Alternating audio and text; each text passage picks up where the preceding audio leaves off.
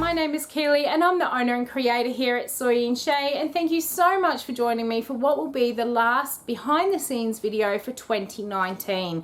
That's right, I won't be bringing one out next week because it will be falling on Christmas Day or maybe Christmas Eve, depending where you are in the world. So I thought I would have a little break and then I'll be able to bring you some more behind the scenes videos in 2020. But for today, what we're going to go and do is I got in some new column embed molds and we're going to go and make some embeds for the next soap. Let's go. To create today's embeds for the soap, I am going to be using these column molds, and I've got two of these. They're like a crescent moon. Now I actually want to create a sun and I need it only to be a half. And I thought rather than pouring a circle, because I do have these in circles, and trying to cut it in half, I thought this crescent shape would actually be nicer and would give the shape of the sun a little bit more interest and a little bit more lifelike. The other one I have, I only got this a couple of days ago, and look at that, it's a dolphin. When I saw Aussie Soap Supplies put this up on their page, I knew I had to have it. I absolutely love dolphins. Now it is a little bit dirty, you can see around the top, and that's because the website didn't list how much soap this held. So all I did was I put my mold together, I melted down some melt and pour, poured it in and weighed how much I'd actually poured in there. So now I know how much soap I need, and I need to create 4 of these to fit into my log mold. Now when you get these column embed molds, they come in 2 pieces. You'll have one side which has a groove and the other side has the raised bit, so a bit of a tongue and groove effect. To put them together, I find it easiest to clip the end, and all you do is you push them together. They're silicone, so they're fairly flexible, and then I just run my fingers down the edge, just pushing the 2 pieces together, and you'll find that they interlock quite easily. And to date I haven't had a problem with them leaking. So that one is all nicely sealed up, and it's time to go and get some melt and pour and start pouring.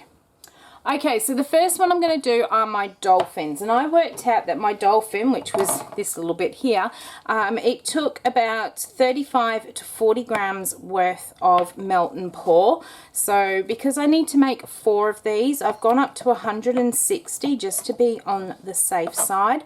I'm using the Stevenson's no sweat melt and pour, so as this soap is curing, it's not going to sweat in the soap. And I chose to use the white one because I don't really want my dolphins to have that sort of see-through look to them. What I'm going to do now, I've chopped that up into small pieces, pop it into my microwave and melt it down in short 20 to 30 second bursts.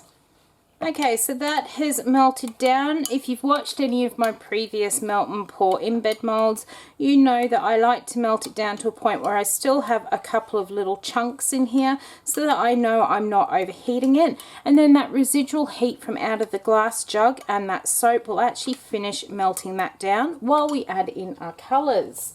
Now I'm going to do my dolphins in a silvery grey colour, so I'm going to add about just under 1/4 teaspoon of some Silver Lake mica, which is a nice dark silver, and I'm also going to add in just a tiny touch of Mysterious, which is a blue mica. I'm going to give that a stir in there, trying not to create too many bubbles, and we'll see what colour we end up with. The reason I'm adding that bit of blue in there is because dolphins are generally grey, but they do, depending upon the actual breed, they do have that slight bluish tone to that grey. So let's get that mixed in. Just going to give it a quick spritz with a bit of 70% rubbing alcohol just to really help mix that mica through there. And I'm pretty happy with that colour, though I think I may want it just a tad darker. So to get it that little bit darker, I'm going to use just a small amount of black pearl in there as well, which is a black. Alright, so I am really happy with the colour of that one. What we're going to do now, I've got myself a jug and I've got my mould, which I'm going to stand up in here just to give it a little bit of support. And what I'm going to do is pour my first one. I'll let it set up, we'll unmold it, and then I'll gently melt my soap back down and we will pour another one. Now the reason I mix it all up together at the same time and just gently melt my melt and pour down in between each pour is so that my dolphins are the same color for every single pour of this soap. If you did just the amount that you need for each of them without that gentle melting down in between, you could end up with different colored dolphins. That one is now filled up to the top. I'm going to leave that one to one side. While that sets up, we're going to create our sun. Alright, so to do the sun, I am going to use some clear melt and pour. I've already chopped that lot up. According to the website, we need about 110 grams of soap to fill them up. I've bumped it up to about 120 just to be on the safe side. But unlike the Dolphin one, which is literally half of the length of my mold, these sun ones are a little bit longer, so it won't matter if they're a little bit too short. But I do want two of them so they go the full length. I've done myself two pots because I'm going to use two different colors. I'm going to go and pop these in the microwave in those 20 to 30 second bursts, melt these down, and we'll come back and color. Okay, so we are melted down with just those couple of little chunks in there as I like. What I'm going to do into one pot, I am going to add about 1/4 teaspoon of orange pop mica, and then into this other one I'm probably going to add about half of that 1/4 teaspoon in there. And then into this one with the less colour, I am also going to add in almost 1/4 teaspoon of some extravagant sparkle mica.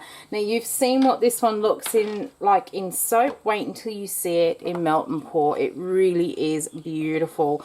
So I'm going to get these colors mixed in and then we will start pouring into the molds.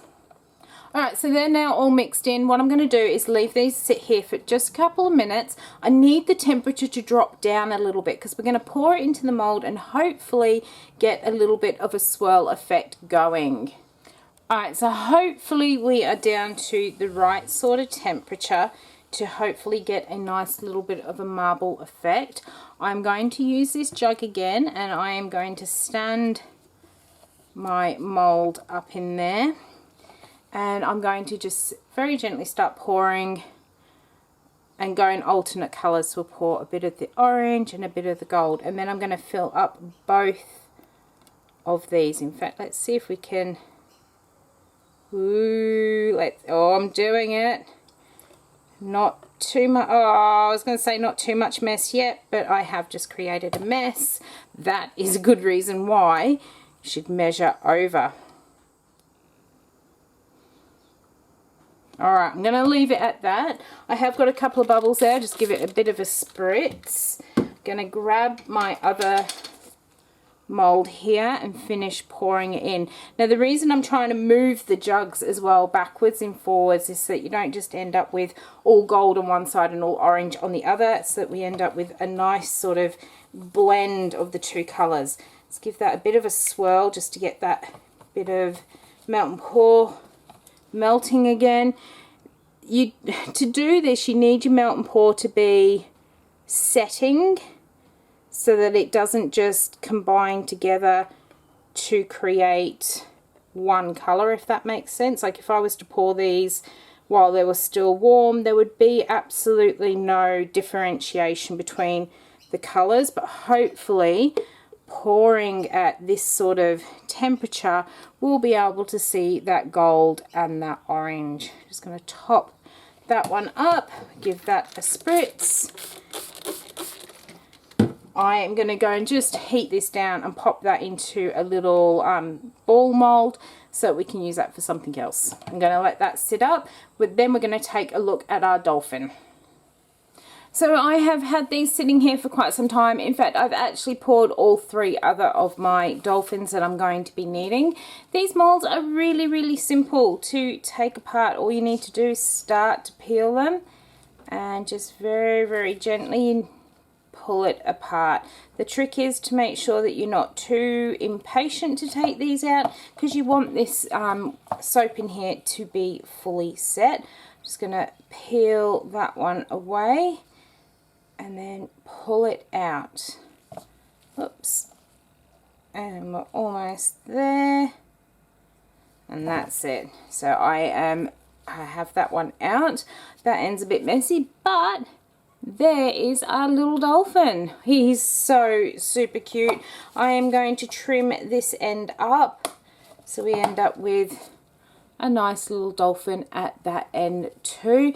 Okay, so let's unmold one of our suns and we'll see what we've got, and we're going to do it exactly the same way. So I'm just going to pull that apart and then just very gently pull that down, and then I'm going to just bend that silicone off, grab my little sun and just gently pull it out. Now sometimes with these molds you end up with these sort of bits on the edge. It's just going to be very, very simple. Get a knife and I'm just going to trim it up. So just running the knife along the very edge, and that will take off all that little feathery bit of soap, like so. And that is one of our suns there. Let's get the other one out as well. So again, just pulling it down gently. This one looks a lot cleaner when it comes out. Oh, there's a little bit on there that's going to need tidying up. I'm really pleased with how the colours have come together on this sun, and I can't wait to get it into the soap. So that is the other bit of the sun there. Okay, so these are now ready for me to use in the next soap. I'm going to clean up, get my oils ready, and then we will move on to actually making the soap for the Saturday video. I hope you have enjoyed watching how I use the column embed molds, and if you did, why not leave me a thumbs up, and any questions and comments down below. I will get back to you as soon as I possibly can. And until the Saturday's video where I use these embeds, I hope you have a great week, and I will see you then. Bye.